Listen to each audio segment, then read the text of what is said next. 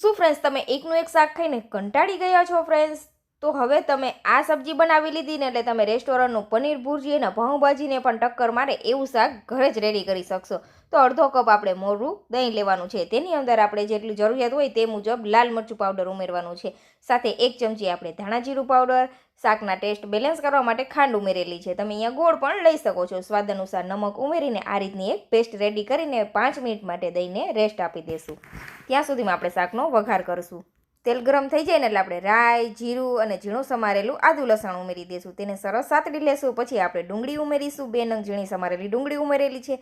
તે પણ સરસ ક્રિસ્પી આ રીતે ગોલ્ડન કલરની થઈ જાય ને પછી તેની અંદર આપણે ટમેટાં ઉમેરી દઈશું. સાથે થોડો હળદર પાવડર અને સ્વાદ અનુસાર નમક ઉમેરીને થોડી વાર થવા દઈશું.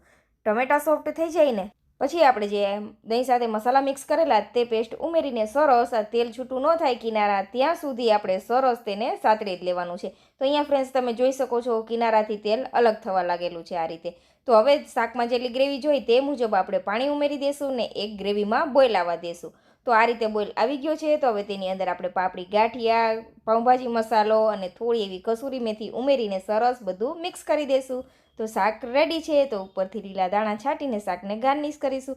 આને તમે બ્રેડ, રોટલી, રોટલા, પરોઠા સાથે સર્વ કરી શકો છો. રેસીપી પસંદ આવી ફ્રેન્ડ્સ તો ફોલો કરવાનું ભૂલતા જ નહીં.